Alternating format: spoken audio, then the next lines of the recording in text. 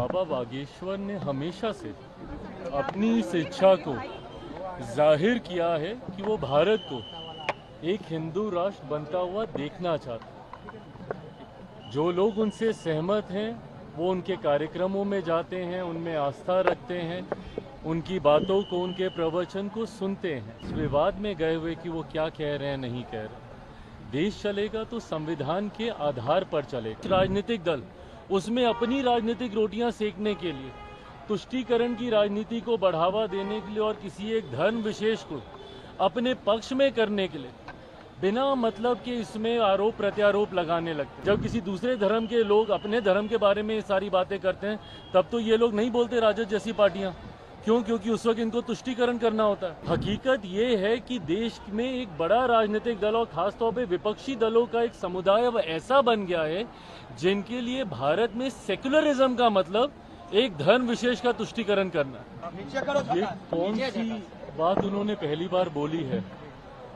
बाबा बागेश्वर ने हमेशा से अपनी इस इच्छा को जाहिर किया है कि वो भारत को एक हिंदू राष्ट्र बनता हुआ देखना चाहते। जो लोग उनसे सहमत हैं वो उनके कार्यक्रमों में जाते हैं, उनमें आस्था रखते हैं, उनकी बातों को, उनके प्रवचन को सुनते हैं। और एक बहुत बड़ी देश की आबादी है जो उनकी बातों से सहमत होती है। बहरहाल बिना इस विवाद में गए हुए कि वो क्या कह रहे हैं, नहीं कह रहे। देश चलेगा तो संविधान के आधार पर चलेगा।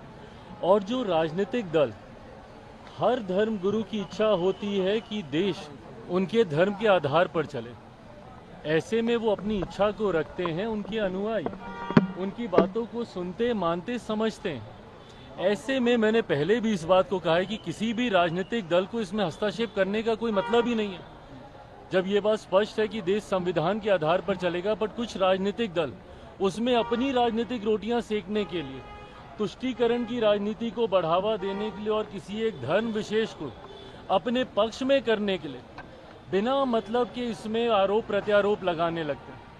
बाबा बागेश्वर ने पहली बार नहीं कहा, उन्होंने कई बार इस बात को कहा। बट ऐसे में जो यहाँ के स्थानीय राजनीतिक दल हैं, पहले तो उनके आने का ही विरोध करने लग जाते हैं, उसके बाद उनके यहाँ रहने का, उनकी बातों का, उनके कहे का। भाई आप एक राजनीतिक दल हैं, आपको क्या लेना देना कोई धर्मगुरु आके क्या कह रहे हैं, नहीं कह रहे हैं। जब किसी दूसरे धर्म के लोग अपने धर्म के बारे में सारी बातें करते हैं तब तो ये लोग नहीं बोलते राजद जैसी पार्टियां। क्यों? क्योंकि उस वक्त इनको तुष्टीकरण करना होता है। हकीकत ये है कि देश में एक बड़ा राजनीतिक दल और खासतौर पे विपक्षी दलों का एक समुदाय अब ऐसा बन गया है जिनके लिए भारत में सेक्युलरिज्म का मतलब एक धर्म विशेष का तुष्टीकरण करना। ये सोच ही पूरी तरीके से गलत है। राजनीतिक दलों को अपनी टिप्पणी सिर्फ राजनीतिक आधार पर ही रखनी चाहिए और सिर्फ सरकार की नीतियों के आधार पर करनी चाहिए। धर्मगुरुओं ने कई बार ऐसी बातें कही और कई धर्मगुरु ऐसी बातें करते रहे हैं। इस विवाद में किसी राजनीतिक दल को पढ़ने की जरूरत ही नहीं है। राजद के पास अगर इतना ही समय है तो फिर वो भी अपनी एक धर्मशाला अलग से खोल लें। फिर क्यों वो किसी एक राजनीतिक संगठन का हिस्सा बने हुए हैं?